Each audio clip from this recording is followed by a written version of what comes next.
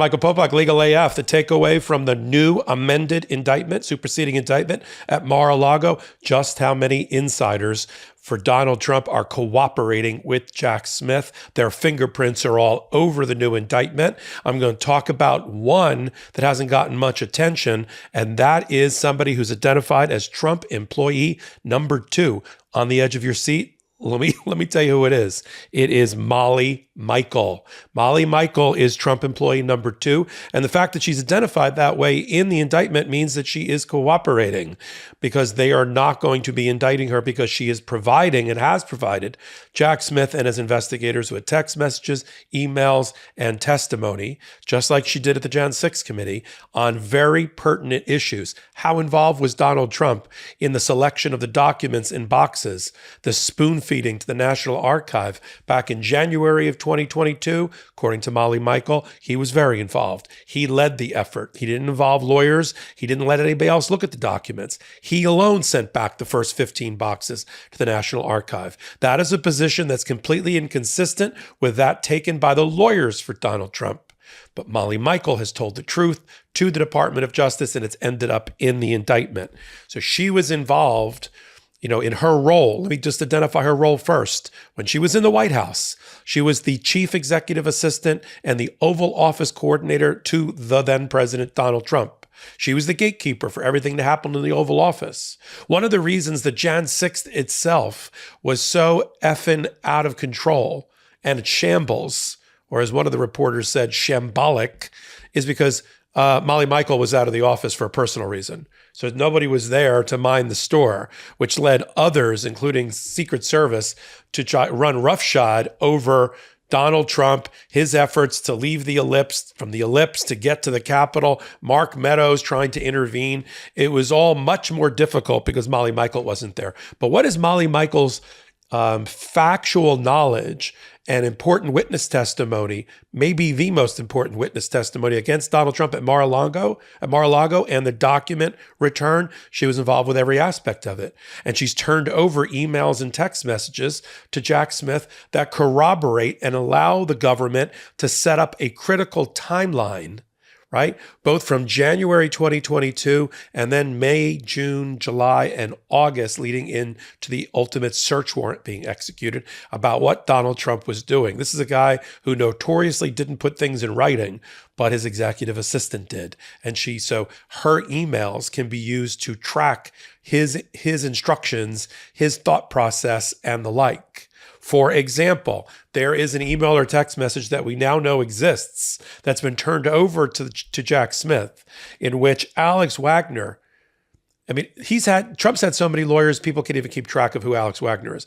Alex Wagner was the original lawyer handling the return of the documents to the National Archive in early 2022, the end of 2021, before Evan Corcoran, way before Tim Parlatore.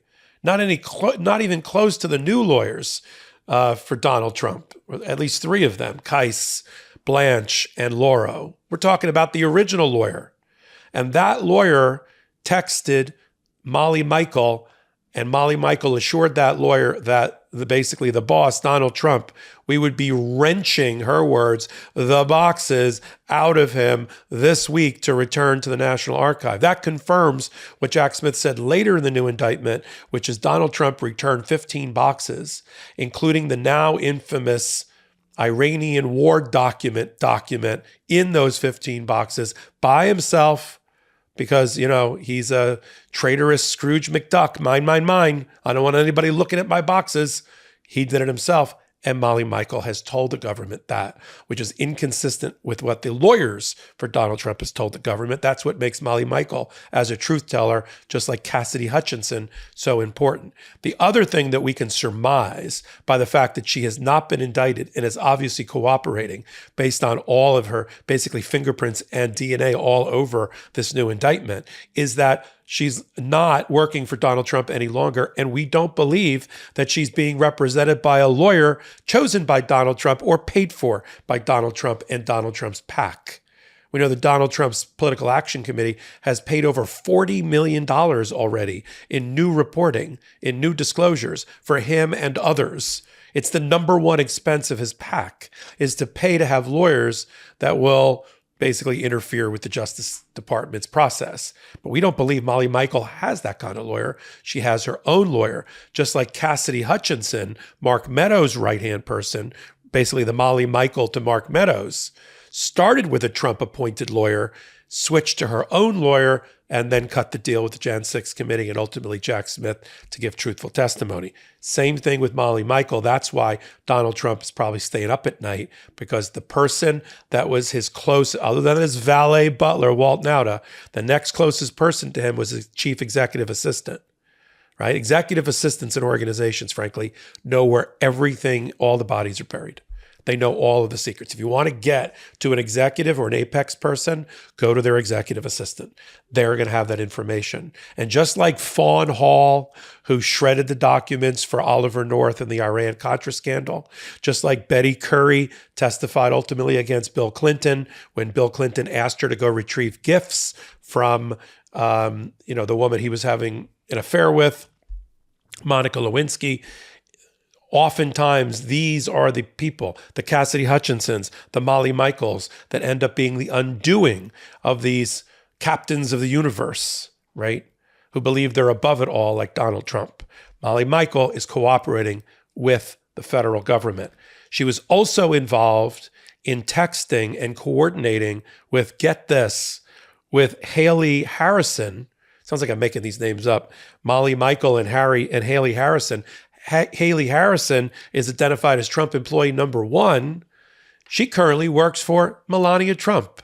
And her role in the documents was an exchange, a text that now is in the hands of Jack Smith between Molly and Haley, in which they try to figure out how to clear up enough space in recesses of Mar-a-Lago, including in bathrooms and ballrooms and offices, to make room for the boxes and the documents that Donald Trump wanted to retain. And so we have all of that going back and forth. Now, from the reporting and the fact that she gave very little testimony, if any, to the Jan 6 committee, we don't see Haley Harrison as having some of the keys to unlock the indictment and the conviction of Donald Trump. But Molly Michael is in a whole different category. So keep your eye on Trump employee number 2. The other thing you may remember her, for those that are Jan 6 aficionados, is that Molly Michael was one of several witnesses, including Cassidy Hutchinson, who told the Jan 6 committee what Donald Trump was doing during that 187 minutes while the Capitol burned and Trump fiddled in his dining room off the Oval Office. She was one of the people that threw him under the bus and said, yeah, he wasn't doing much but watching TV, as opposed to calling out the National Guard, calling out the Defense Department, and rather than reveling about all these people, insurrecting for him, in his narcissistic, megalomaniacal way, he abdicated his responsibility as being the commander-in-chief and the moral leader of the world. He did it way before that moment, but certainly during the 187 minutes. Molly Michael, key witness for that as well. So we have her texts, we have her emails, we have her going back and forth. Before I leave the hot take, she also physically moved boxes with Walt Nauta. How did I leave that out? How did I forget that? Sometimes I can't read my own notes. But she also physically moved boxes for the boss, which is now what we know they call Donald Trump over at Mar-a-Lago, in and out of both the storage room where they were being kept, not under lock and key. They were moving around more than, than a broken wheel. I mean, Walt Nauta moved 50 in and 60 out, 30 in and 4 out, always going up to Donald Trump and delivering him to his personal residence in Mar-a-Lago for review. Who was involved with some of that movement? We know that at least one maintenance worker who's not indicted is cooperating with Jack Smith, but we also know Molly Michael helped move boxes. So she was a Sherpa as well, right? Because you do everything when you work for Donald Trump as an EA. Walt Nauta says, grab a box, you grab a box, right? Walt Nauta says, boss wants to delete the server to Carlos de Oliveira, the head of maintenance. You consider doing it because that's where your livelihood comes from. It's another example, of course, the de Oliveira and Nauta and Yacil Taveras, the IT director, also cooperating with Jack Smith.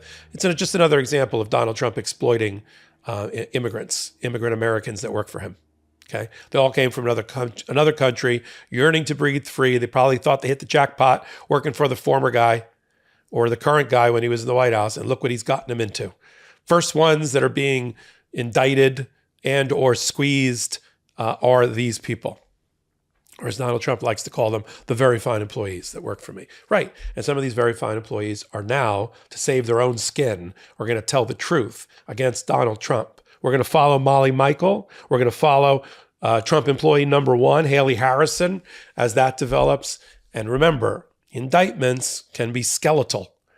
The trial, we're going to see if this is 1/50th, 1/100th of the amount of evidence, sheer volume, that's going to be presented by the Department of Justice at the trial of Donald Trump. Doesn't that sound nice? The trial of Donald Trump in Mar-a-Lago, when that occurs down in the Southern District of Florida. You don't have to put everything in an indictment. You just have to put the defendant properly on notice and give him the evidence that you have in due course. But it doesn't all show up there. We're piecing it together like giant puzzle pieces on hot takes just like this one, only one place. I only do it on the MeidasTouch Network, on their YouTube channel. But you knew that. And if you like what I'm doing, you can go over and free subscribe to MeidasTouch on YouTube. Slide over to playlists. Go down to Michael Popok. I'm a couple from the top, and you'll find me there. And all my content, almost 300 hot takes that I've been doing, since November, if you can believe it. And I also co-anchor and co-founded the leading political U.S. politics and law podcast. It's also on the MeidasTouch Network. You can get it on YouTube. It's called Legal AF. It's on Wednesdays and Saturdays, Wednesday and Saturday nights. And then we release it audio format everywhere you get your audio podcast from, including Apple, Spotify, Google, and the rest. If you like what I'm doing, give me a thumbs up. In this hot take, it keeps the hot takes coming towards you and to you, and the content uninterrupted. You can leave me a message. I'll open up a dialogue with you, and you can follow me, Michael Popok, on all things social media at MS Popok, including now Threads. This is Michael Popok, Legal AF reporting. Hey Meidas Mighty, love this report? Continue the conversation by following us on Instagram at MeidasTouch to keep up with the most important news of the day. What are you waiting for? Follow us now.